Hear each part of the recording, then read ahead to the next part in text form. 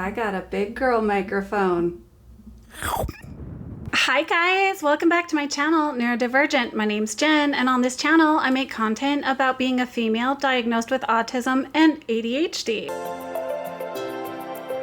We're here to talk about childhood neurodiversity, so let's get into it. Many people who are diagnosed with autism or ADHD later in life will usually start looking back at the signs they missed all the way back to childhood, and I was no exception.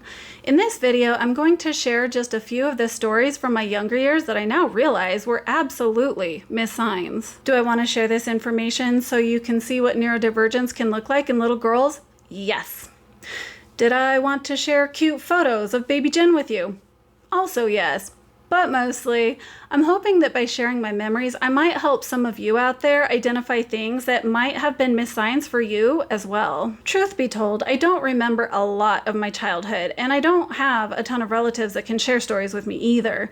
My mom and dad have both passed away, and even though I do have 3 older siblings, they were all moved out in my later elementary school years, which meant I was mostly raised like an only child. I did hear in one Sheffield Autism Research Lab video that forgetting large swaths of your childhood is actually common with autism, but I haven't really heard this anywhere else, and they didn't link to any research studies on this, so I can't authenticate that. But regardless, there are plenty of things that are etched into my memory, like stone carvings, that I'll be sharing with you throughout this video. I had basically been jotting down memories as they resurfaced ever since my diagnosis. First, I want to talk about how I used to play with toys, but not always in an imaginative manner. Most commonly, my bigger focus was on making clothing or tools for my toys over playing imaginatively with storylines and talking for them. And here are just a few examples of that. First, I played with Cabbage Patch dolls and would set them up in doll hospitals. My efforts would go more into making fake IVs with yarn, which seems completely unsanitary now that I think about it, and setting up beds or making the scene rather than pretending to care for them to make them better. Secondly, I remembered playing with Power Rangers in our backyard, and I would set up camping scenes for them with rocks and sticks. These guys had a tiny campfire made out of little pebbles, a tent made with sticks and leaves, and even a little Spitfire roast that I made with small twigs. The pink and yellow Power Rangers didn't really do anything while camping, but they sat around a pretty awesome setup. Third, I remember drawing my own paper dolls and lightly tracing around them to make paper clothes for them. My energy was invested into drawing her various sets of clothes as opposed to playing pretend with her. I would also sew clothes for my dolls quite often. I didn't really know how to use a sewing machine, so I did most of it by hand, but again, I was making things for my dolls more than I was playing with them. On the outside, all of this looks like normal play, and it would have taken an expert to see that I wasn't always playing pretend. I also had these Tycho Quint dolls, and funny enough, I still remember all of their names. Polly, Gary, Yolanda, Bobby, and Patricia. That has absolutely no relevance to this story. I just wanted you to know what their names were. Anywhooser, they came with this catalog of accessories, and I would just sit in my room and stare at that catalog for hours. We didn't grow up rich, so I knew my parents couldn't just buy me things that I wanted, so I would sit and stare at that catalog and dream about the different things I could buy for them if I had my own money. I also remember sitting on the couch and staring at a catalog that advertised a Hasbro Starla doll as well. She was a doll that you could sing into the microphone and she would sing with you. I did end up getting that doll for Christmas. I still remember the creepy voice changer of her singing with me, as well as her animatronic mouth. It was awesome. But my point is, I have a bigger memory of staring at paper as opposed to actually playing with my toys. Now, I'm not saying I never played imaginatively, because I did. I did play pretend with my toys sometimes, and I also remember playing house and office with my friends. But even then, the setup and the props were a bigger memory for me over the storylines of imaginative play. Children on the spectrum also engage in something called parallel play, which means they play alongside other children, not with them. And I have a specific memory about doing this too. In elementary school, I lived in a duplex, and there was a little girl that lived on the other side of us. I would often go over there to play because she had the coolest Barbie house ever. I mean, this thing had multiple levels with cool doll furniture, and her Barbies had tons of purses, clothes, and shoes, and like a couple of cars. her Barbies were definitely in the top 1%. Anyway, she would do that whole let's pretend thing that every kid alive seems to do. You know, that whole let's pretend my Barbie and your Barbie are sisters, and then, like, let's pretend they go to the store, and then let's pretend they buy some new shoes, and then let's pretend. But I didn't want to play pretend. I just wanted to play with all of Barbie's cool accessories. So I got the bright idea of telling her, how about I go play my own thing over here and you go play your own thing over there, which did not go down well. Her mom ended up telling my mom that I wasn't allowed over anymore because I was just using her daughter for her Barbie house. I remember this upset my mother and obviously made me sad too. Her mother banning me from their house is the main reason I remember this story, because that had a pretty significant impact on me. I thought I was playing with her, but just playing in the vicinity of other kids is not the correct way to play. Apparently. Who knew? It's also not uncommon for people on the spectrum to exhibit less age-appropriate behaviors when compared to their peers, and I fit the mold for this one too. I played with dolls for much longer than my friends, until at least 13 years old. While the rest of my friends were getting into makeup and boys, I was making emergency rooms for my dolls and hoping that none of my friends would find out. I was much more naive and immature than my peers, and I was self-conscious about it. There were several memories I had that stood out to me as ADHD behaviors that often go unnoticed in little girls as well. For starters, I would often draw on paper in school while the teacher was talking. I now realize in hindsight that was a stimming behavior, but I would get into trouble for it. I tried to tell the teachers it actually helped me to listen, and I was telling the truth. You could point to a place on the picture and I could tell you exactly what the teacher was saying when I drew that specific part. But they brushed me off as being argumentative and told me it was rude to be drawing when I should be paying attention. I also had signs of impulsivity. I remember one time in elementary school, I pulled a chair out from a kid that was about to sit down, and I seriously have no idea why I did it. The kid hit the floor, which may not have been too big of a deal had they not recently had an appendectomy. My bad. I rightfully got into pretty big trouble for that one, and I remember feeling absolutely horrible. The kid was fine, but I would never have hurt another child on purpose. I just impulsively did it without thinking. And I also have a story about how my impatience got the better of me while participating in a small town parade where my grandparents used to live. The parade took place on Main Street because, you know, every small town has a main street. And there were the usual horses, tractors, and parade floats, but it was a small enough of a town that the kids got to walk in the parade too. Each kid would get a shiny silver 50-cent piece for participating in the parade, which was a pretty big deal to me. I happened to be pulling my cousin in a red wagon behind me. I remembered thinking that everyone was walking too dang slow, which is literally how parades work, but I didn't know that, and I thought that if someone didn't speed this thing up, the patrons would get bored and go home. I figured I needed to take the lead and show those guys that we could move a lot faster to make this parade more exciting. I mean, someone has to take the initiative for others to follow, right? So I ran with my cousin in the red wagon and got ahead of all the other slowpokes. I remember people yelling at me from the sidelines, and they were probably telling me to slow down, but I couldn't hear the haters through my lightning fast moves. Now, I had told this story to my husband a few times before, but while I was gathering items for this video, I not only found a picture of me from this parade, but an actual action shot of me leaving all the other participants in the dust that I never even knew existed until a few months ago. Look at this, you guys. Authentic photographic evidence to prove to you that I tell you no tall tales.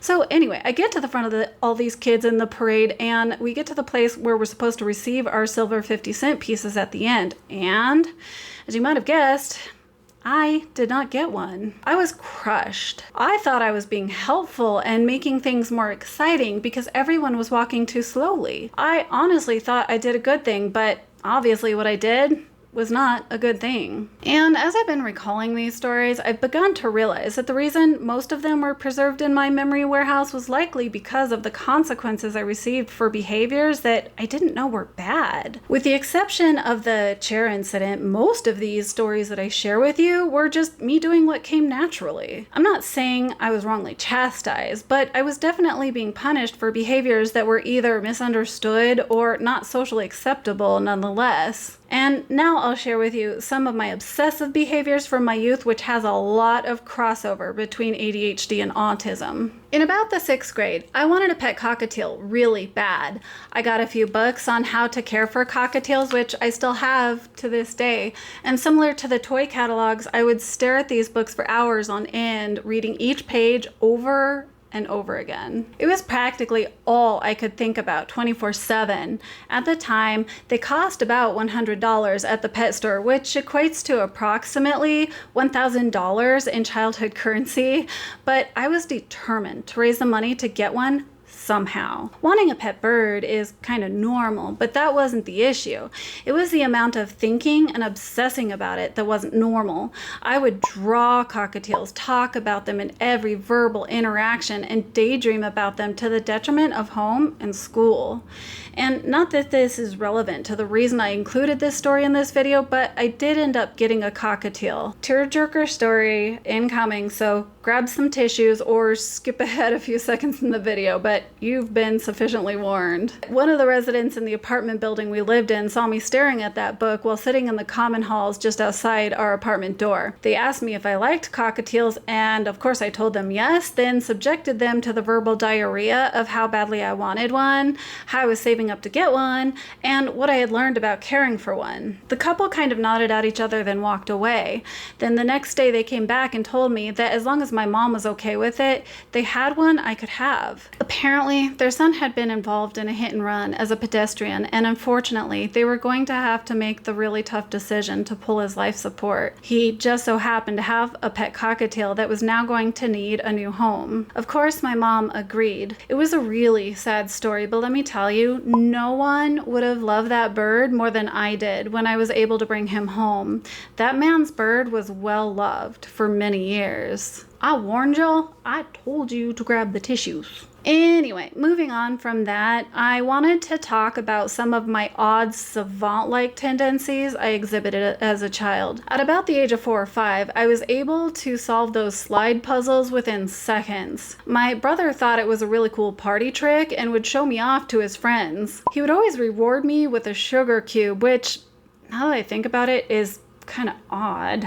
Maybe he's the one to blame for my sugar addiction. And in elementary school, I participated in something called Bible drill, where I memorized hundreds of Bible verses, complete with their citations, the books of the Bible in order, and their exact locations within the Bible, which I could locate and open up to within seconds. I think I placed top 3 in the statewide competitions, if I remember correctly. I was good at English and won a statewide DARE essay in 5th grade. In middle school, I could play violin by ear. And in high school, I remember being the only one in the class to understand several literal and metaphorical portions of some Shakespeare literature we were reading together.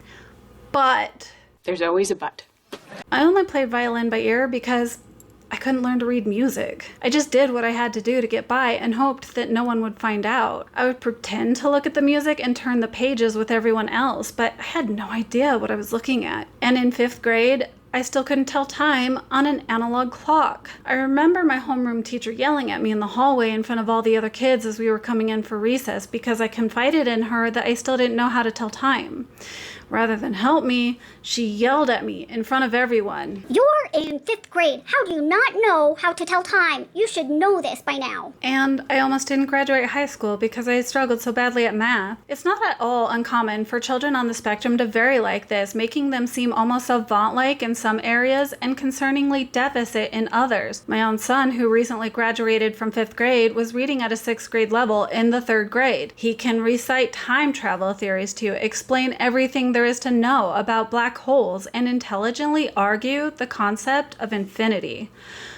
But he really struggles in other basic areas. Now let's talk about my social deficits as a child. First, I'll start with the terror that was church, youth group, overnights, or camping trips. Not because they were church-related activities, but because they were overnight situations where I was stuck with a bunch of my female peers where I always felt awkward and left out. There was one overnight trip in particular that really always stuck with me. It happened sometime when I was in middle school. The boys stayed somewhere with the male youth pastor, and the girls stayed with his wife at their house. At some point, point, I ended up hiding in one of their rooms just to be alone and secretly crying. I was so uncomfortable. I was the oddball out, and I didn't fit in with anyone. I wanted to go home, but I still had to survive the night with all of these girls. Now, I could mostly manage in life when I was in adult-led structured activities, like sitting in class at school or in youth group. But being let loose to socialize willy-nilly like this with no adult-led structure was when I really struggled. Each moment felt excruciating and required overthinking. Who do I sit next to while eating? What things should I talk about? Am I acting cool enough when standing in line to get food? What is everyone else eating? Where do I sit up my sleeping bag at night? How should I be standing? Who can I stand next to? And many of these girls were into makeup, bands, and boys, while I was still secretly playing with dolls at home. Boys and makeup terrified me, and at the time, the subject was as unfamiliar to me as quantum physics. I mean, I didn't have a first boyfriend until 9th grade, and I remember all of his friends telling me he wanted to kiss me, because talking through our friends was the messaging system used back in the day. But not just any kiss, he wanted to French kiss me. I was so scared of having my first kiss that it felt akin to someone telling me I was going to have to subject myself to knee surgery without anesthesia. I was just so naive and innocent and afraid of stuff like this. Anyway, back to this youth group trip. I don't even remember the particulars of what led me to crying alone in that room, but the youth pastor's wife found me. She sat down next to me and I told her I just felt like I didn't fit in with any of the girls, and she said something so hurtful that it obviously stuck with me to this day. She told me I was excluding myself. It was all my fault that I wasn't fitting in, and it was my responsibility to try harder. The message that sent me was that my feeling so different and terrified of my peers was a direct result of my choices. I simply needed to act differently to fit in. Believe it or not, I don't even take issue with the fact that she said I was excluding myself. It was more that she was putting the onus on me, that if I just acted appropriately, everything would be better. The funny thing is, as an adult looking back, I don't even really think the kids were necessarily being mean to me. I was just literally frightened with pure interaction and felt different. My feelings were mostly internal, not always a result of external forces, but in true fashion of self-fulfilling prophecies. This fear led to awkwardness, which led to ostracization. In high school, during periods like lunch, which were the wild, wild west of socializing, I would lollygag in the restroom to eat up additional minutes to reduce the time I had to be out there in the real world. I remember thinking I wished someone would stuff me in a locker, because at least that way I could be alone. In later years, I discovered I actually have claustrophobia when playing a game of grown-up hide and seek, so probably a good thing no one stuffed me in a locker, but I would often fake sick to stay home, and one time went so far as to induce vomiting so that I wouldn't have to go to school. And one year, I wanted school to be over with so badly that I started a countdown in my homework planner of when school would be over, but instead of just one countdown, I had one on almost every page. Lucky for all of you, I just so happen to have that relic with me in my possession to this very day, so you all get the pleasure or displeasure of witnessing this strangeness for yourself. What I'm about to share with you is a good example of a mixture of social deficits, because I really wanted out of school, and obsessive behaviors because of all the countdowns I created. I think I counted about 111 in total. I had them in various formats and styles. I marked off days from the calendar in the beginning of my planner. I had boxes with the number of days left to cross off, countdowns where I would write in the number of days I had left. Boxes without numbers to color in. Boxes with how many weeks I had left. Thermostats where I would color in lines to fill it up. Bubble letters that I would color in. Circles that I would put an X in. Numbers that I would scribble through. Winding snake-like paths that I would color squares in, showing how much of the journey was left. Tick marks and tallies and hearts that I colored in. And each day I would mark off one box, one circle, heart, line, or whatever it was on each and every chart that I had in this planner. All 111 of them. Every single day. How did no one notice that there was something different about me? This is not normal behavior. Another example of my social struggles mixed with obsessive behaviors comes to us from the summer before 10th grade. I'd created something I called the Cool Book, where I wrote down a detailed list of clothes and cool school supplies I wanted to buy so that I could fit in and be more like everyone else. I was babysitting throughout the summer, and I think I had saved up a massive $750 to fulfill this list of things that would finally make me accepted by my peers. And similar to the toy catalogs and magazines, I spent hours staring at it, daydreaming about it, or adding to it, and it went everywhere with me. Restaurants, church, babysitting jobs, you name it. I later engaged in risk-taking behaviors commonly associated with ADHD, like underage drinking and, unfortunately, getting pregnant at the age of 19. It was weird because I was so much more innocent and immature for a period longer than the majority of my peers.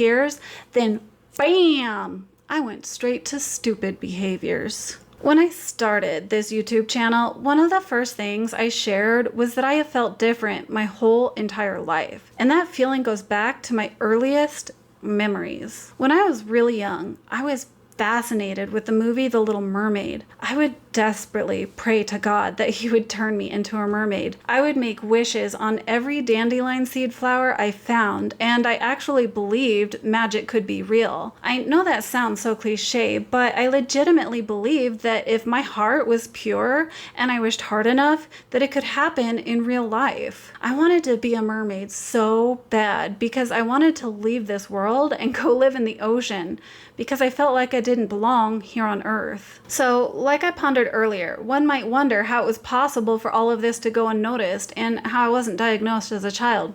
Well, for one thing, all of my interests in play seemed normal on the outside.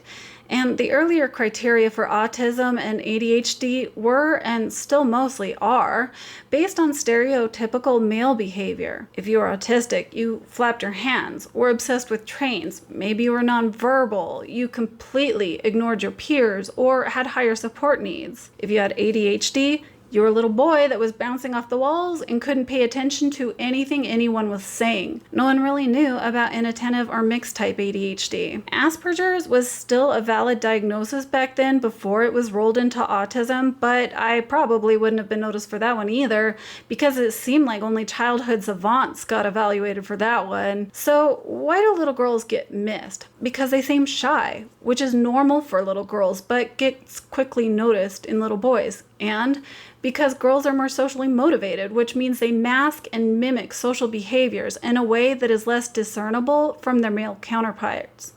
One study published in 2017 called The Art of Camouflage supports the theory that girls with ASD use compensatory behaviors such as staying in close proximity to peers and weaving in and out of activities which masked their social challenges. And another study published in 2018 observed the social interactions of diagnosed males and females in various playground and lunch settings. They found that boys completely isolated away from their peers at higher rates, which is more noticeable and quantifiable. However, the girls appeared to be socializing, but they were in fact jumping from playgroup to playgroup more often and not really fitting in anywhere. To an untrained observer, it looks like she is engaging in meaningful social activity, and she isn't isolating at the same rate as boys. This observation is also more qualitative in nature. This study also addressed how children with ASD are less physically active, gravitate to adult figures over their peers,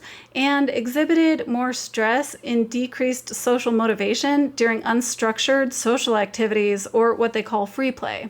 I feel like I may have mentioned something about that from my childhood in this video, but I'll link to both of these studies in the description below. And finally, because their special interests seem normal. On average, girls tend to have people or animals as their special interests, whereas boys tend to gravitate towards objects or things as their special interests. When girls are younger, they might obsess over animals like cats or horses, or in my case, a pet cockatiel. Then when they get older, they often obsess with people-related things like TV shows, bands, or even having unhealthy obsessions with particular boys. So it just seems like she really likes the Backstreet Boys and and has a major crush, both of which are seen as normal for teenage girls. People rarely think to investigate the persistency and intensity of little girls' special interests. And finally, because I did a good job of hiding my traits.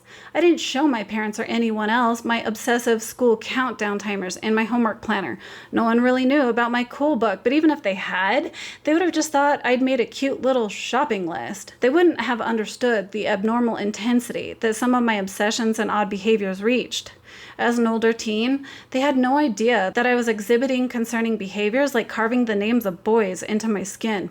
Ugh. But even if the diagnosis criteria weren't so biased, my parents may never have gotten me evaluated anyway, because they weren't the type of people that would take you to the doctor unless you had a broken leg or some obvious physical ailment. Heck, they didn't even take me to see a dentist until I was 16 years old. Don't get me wrong, I had wonderful, loving parents. I am not trying to disparage them.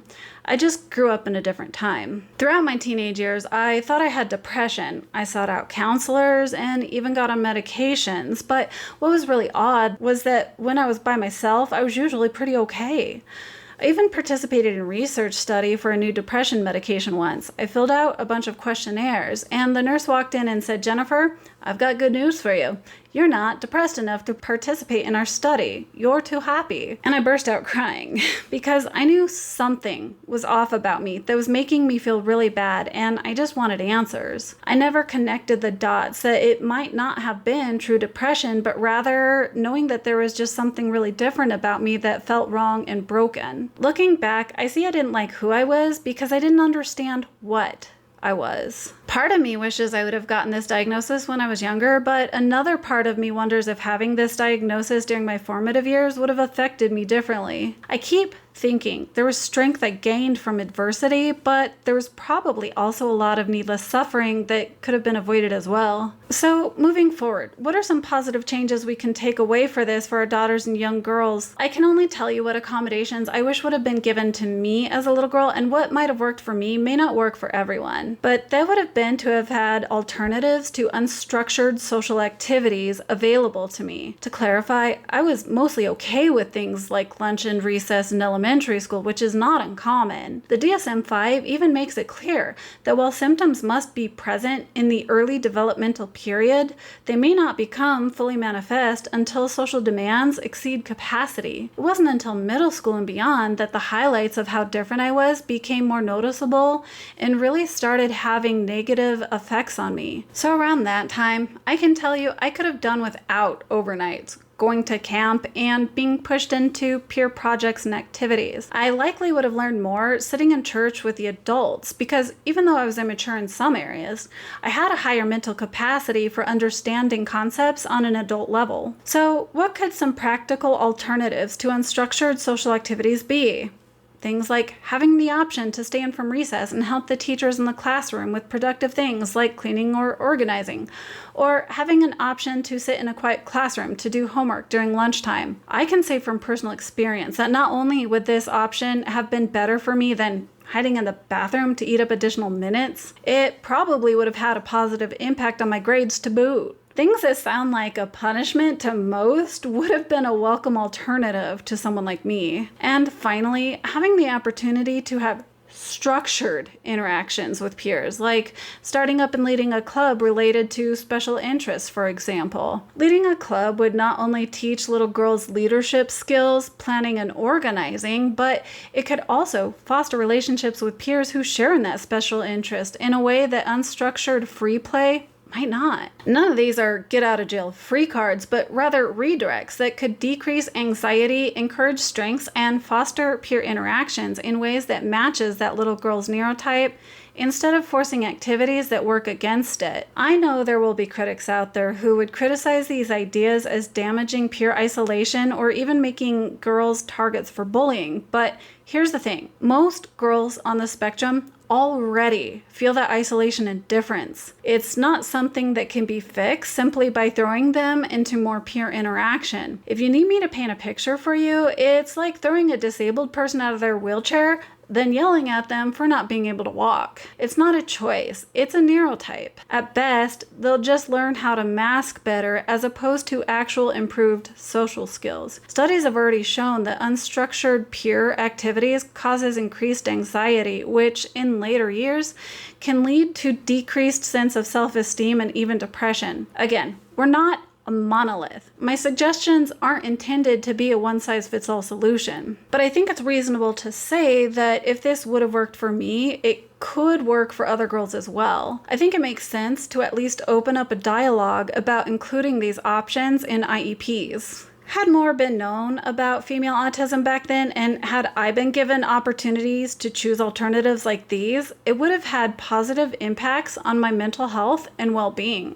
It would have fostered my strengths and probably furthered my education. So teachers, camp counselors, and parents, if you're listening to this right now, I hope this encourages you to try to find ways to lift these girls up and sharpen their strengths in ways that work with their neurotypes instead of trying to force them to look and act like the rest of the world in ways that do not work with their neurotypes. These girls have a ton of unique gifts and talents, but they will never be like the rest of the world. Now, I'm about to wrap this video up, but before I go, I wanted to share a couple of photos I found while gathering things for this video that kind of stood out to me. In this photo, I'm the only child with my head cocked to the side. I wasn't doing it to be cute or coy, I was just unknowingly doing things differently, I guess.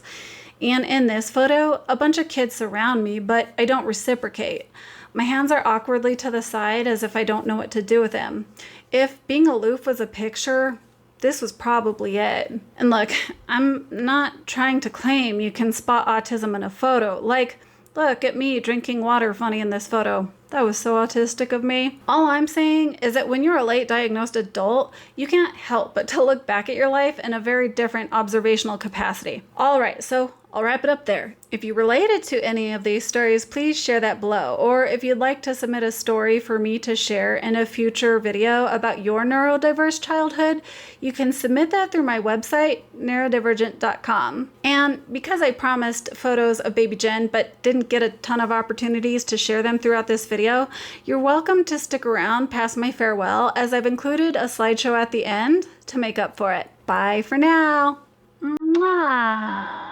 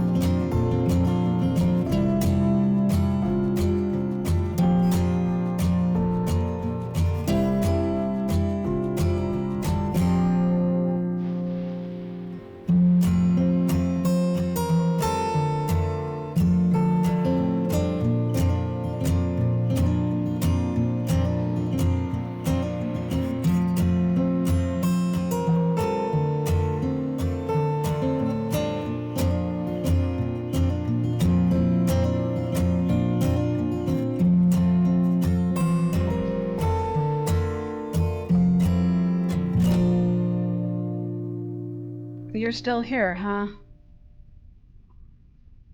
You could go home now, Show's over. Go on. Go. We're done.